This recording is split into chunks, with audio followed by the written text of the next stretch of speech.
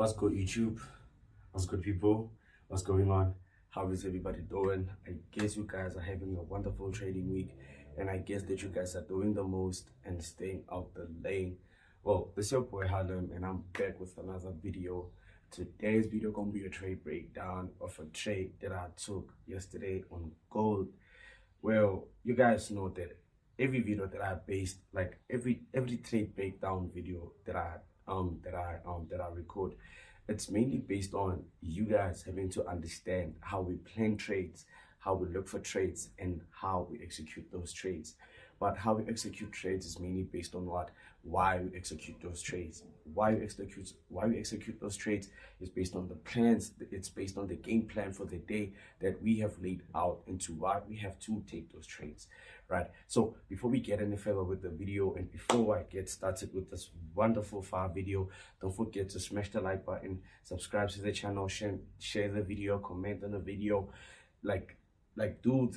do everything that's important that will put the algorithm out there. Because if I give you guys valuable information, all I ask for you guys is only 3 things or 4 things: like on the video, subscribe to the channel, share the video, comment on the video, and so far most importantly, click on the link on my description to sign up with the broker that I use, Quick Trade. Never mind why I had this t-shirt on. Well, IQ Markets, obviously there's IBs that I know of. Well, with the IBs that I know of, they were hosting an event on weekend not far from where I stay, so I was invited as their RSVP, right? So obviously we had goodies and everything like that, so I decided to wake up and put on this t-shirt so I can be grateful and thank the homies for putting me up there and for letting me gain what I deserve and to be where I deserve. So when we hit the charts, right, guys, I want to talk of how I took this trade on gold, right? Keeping this video simple, short, sweet, legit, and most of all informative, right? So obviously strictly the hourly time frame. You guys know my favorite time pair, strictly the hourly time frame, right? So obviously waking up, okay, I'm starting off from Monday, right?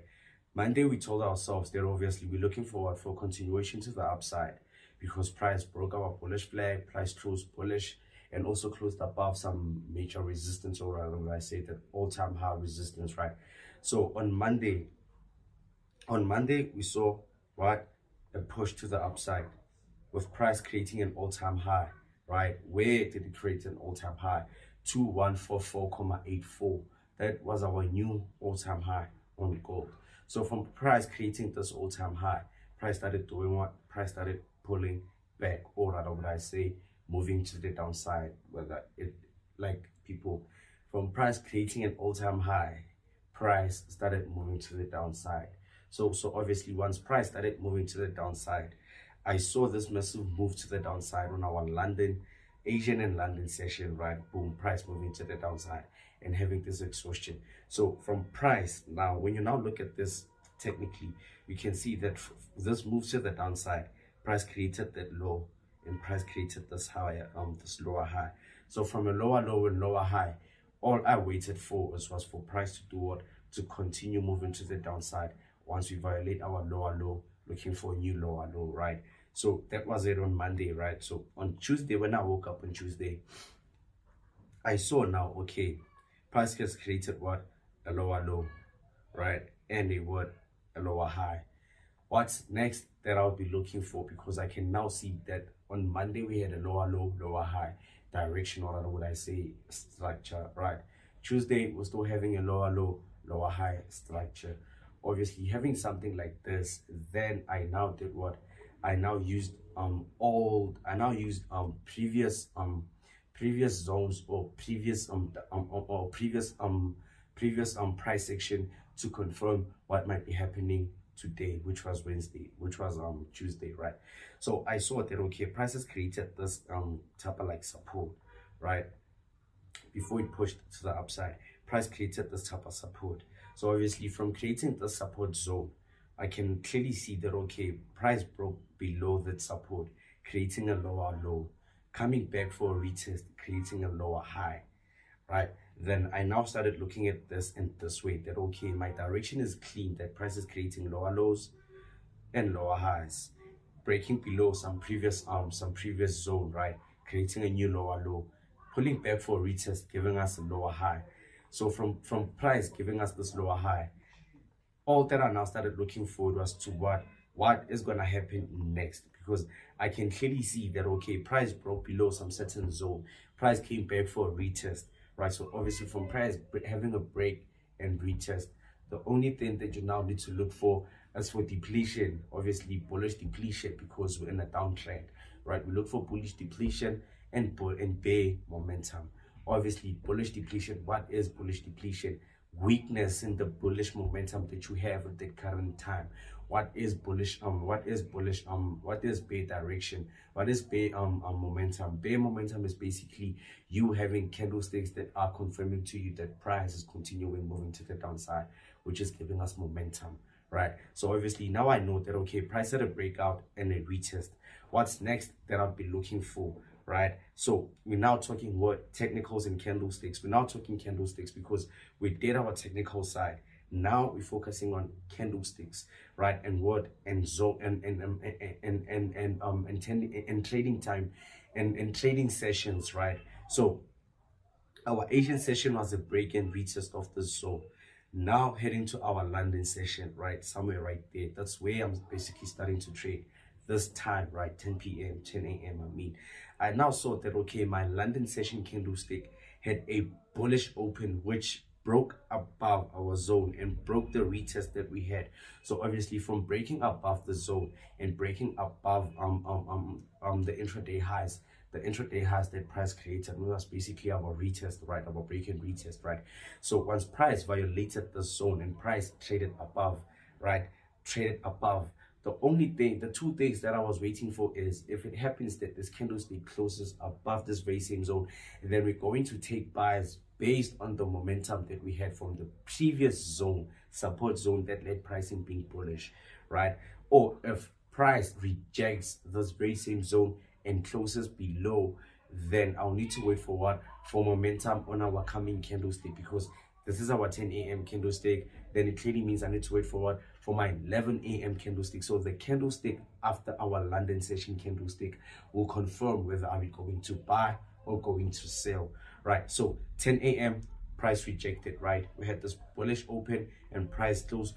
Price left a long rejection, a long wick and a short body, but still closed bullish. The coming candlestick, which is our 11 a.m. candlestick, you can clearly see that price did what? Price continued moving to the downside with a bear candle close. So obviously from a rejection candlestick on our London open and a bullish close with a rejection candle open on our London open and a bear candle close on our candlestick after the London session open, that confirmed to me that it might happen that price will do what? Price will continue moving to the downside. But what reasons do I have, or what confirmations do I gather that will confirm to me that price will continue moving to the downside? One, like I said, price had a breakout. Price had a breakout of our previous support zone and price came back for a retest. Two, the breakout that we had was basically price creating a lower low.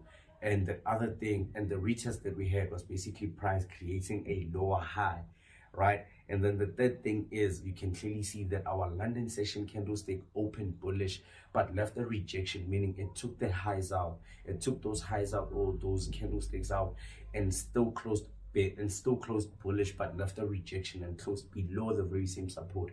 And four, the coming candlestick after our rejection candlestick closed bearish.